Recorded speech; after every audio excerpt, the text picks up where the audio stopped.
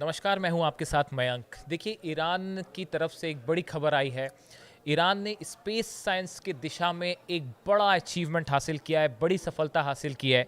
Iran ने कासिद satellite career जो rocket है, इसका सफल परीक्षण किया है, सफल टेस्ट किया है। देखिए, ये जो कासिद सैटेलाइट लॉन्चर एक रॉकेट है, जिसका इस्तेमाल बेसिकली अगर हम सरल शब्दों में कहें तो रॉकेट्स जो है वो स्पेस पे लॉन्च सैटेलाइट जो है वो स्पेस पे लॉन्च करने के लिए इसका इस्तेमाल किया जाता है। और ईरान ने जो है वो इसका सफल परीक्षण किया है, टेस्ट किया है। हालांकि इसके पहले भी जो एक कासिद रॉकेट है, इसका 2020 में इसका फर्स्ट टेस्ट किया गया था और उस समय भी वो सफल हुआ था। उसके बाद से इसके 3 टेस्ट हो चुके हैं।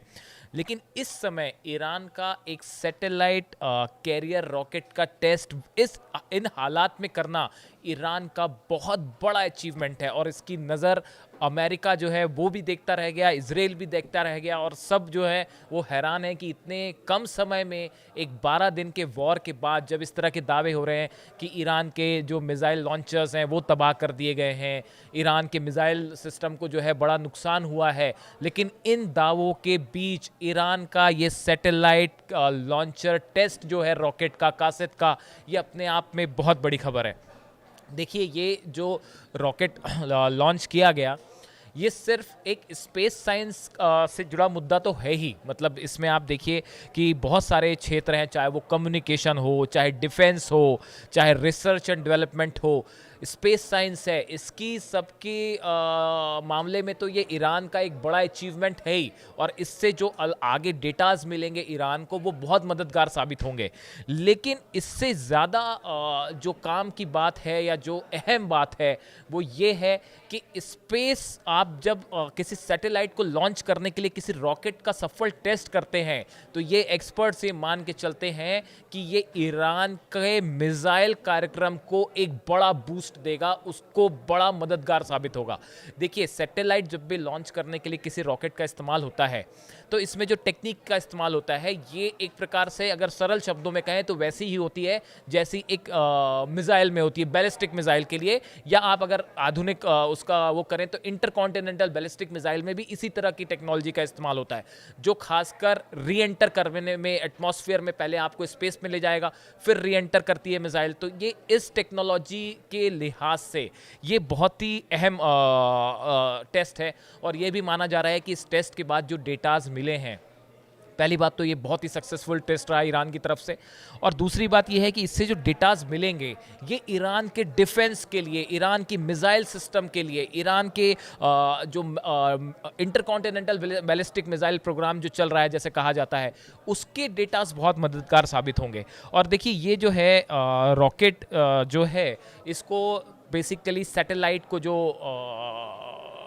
स्पेस में भेजने के लिए इसका इस्तेमाल किया जाता है, और 2020 में जो है इसका पहली बार इस्तेमाल किया गया था। अब देखिए, इसमें 3 बड़ी अहम बातें हैं जिसको अगर आप समझेंगे तो आप अंदाज लगा पाएंगे कि ये कितना बड़ा अचीवमेंट है ईरान का। भले आपको बोलने में ये साधारण बात लगे कि, लेकिन ये बहुत बड़ा अचीवमेंट है। देखिए, ये जो रॉकेट है कासिद, इसका जो फर्स्ट, इसमें 3 चरण होते हैं स्पेस तक सैटेलाइट ले जाने के लिए।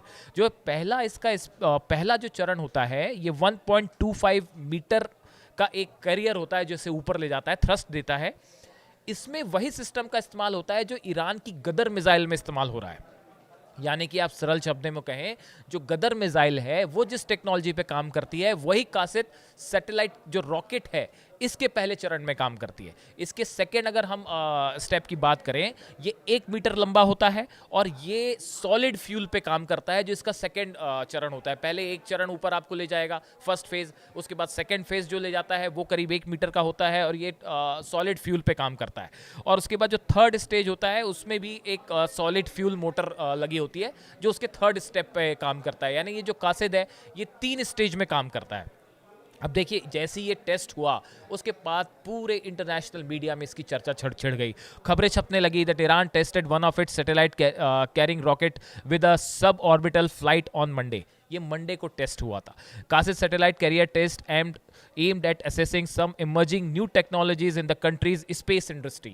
जो ईरान की स्पेस इंडस्ट्री है, जो इंटरनेशनल मीडिया कवरेज हुई, उसने ये कहा कि जो ईरान की स्पेस इंडस्ट्री है इसमें ये बहुत मददगार साबित होगा। और it said that the test results will help improve the function of Iran satellite and space system. जो ईरान का सैटेलाइट है और स्पेस सिस्टम है, इसकी एक्यूरेसी को बढ़ाने में ये बहुत कामयाब होगा। अब देखिए ये टेस्ट किस समय हुआ है? ये टेस्ट उस समय हुआ जब एक तरफ तो इजराइल और अमेरिका की तरफ से लगातार ये बयान आ रहे हैं कि अगर आपने अपना न्यूक्लियर एनरिचमेंट बंद नहीं किया तो हम फिर हमला कर सकते हैं। लगातार ईरान के ऊपर सैंक्शंस लगाए जा रहे हैं, दबाव बनाया जा रहा है, न्यूक्लियर टॉक्स के लिए दबाव बन रहा है। लेकिन इन हालात में ईरान ने ये सैटेलाइट लॉन्चर जो रॉकेट है कासिद, इसको टेस्ट करके एक बड़ा मैसेज दिया है, सीधा मैसेज दिया है अमेरिका को और इजराइल को कि आपका कोई दबाव काम नहीं आएगा। देखिए अब्बास अराक्ची जो फॉरेन मिनिस्टर हैं ईरान के, अब्बास अराक्ची साहब, इनका बयान आया है we cannot give up enrichment because it is an achievement of our own scientist. उनका कहना है कि भाई हम न्यूक्लियर एनरिचमेंट किसी हालत में नहीं छोड़ेंगे क्योंकि हमारे वैज्ञानिकों का एक अचीवमेंट है, उनकी उपलब्धि है। And now more than that it is a question of national pride. ये अब्बास अराक्ची साहब कह रहे हैं कि देखिए ईरान का जो न्यूक्लियर एनरिचमेंट है ये सिर्फ एक न्यूक्लियर एनरिचमेंट का सवाल नहीं है, ये अब ईरान के प्राइड से जुड़ा मुद्दा है, ईरान की शान का मुद्दा है, ईरान की इज्जत का मुद्दा है। और पूरा देश ईरान ये चाहता है कि ईरान को, गवर्नमेंट को वहाँ की अब न्यूक्लियर एनरिचमेंट को आगे बढ़ाना चाहिए, न्यूक्लियर प्रोग्राम को आगे बढ़ाना चाहिए। इसके बाद जब ये अब्बास अराक्ची साहब का बयान आया, उसके बाद ट्रंप का ये बयान आया कि हम किसी भी हालत में ईरान को न्यूक्लियर बम नहीं बनाने देंगे और अगर ईरान न्यूक्लियर एनरिचमेंट करता है तो फिर आगे जो है अमेरिका फिर से हमले कर सकता है। यानी कुल मिला के न्यूक्लियर एनरिचमेंट के मुद्दे पर ईरान ने साफ कर दिया है कि किसी के दबाव में नहीं आएगा, अपने प्रोग्राम को आगे बढ़ाएगा। और उस बीच में ये सैटेलाइट लॉन्चर टेस्ट अपने आप में एक सीधा संदेश है अमेरिका को और इजराइल को। इससे जुड़ी जो भी खबरें होगी हम आप तक पहुंचाते रहेंगे। Thank you so much.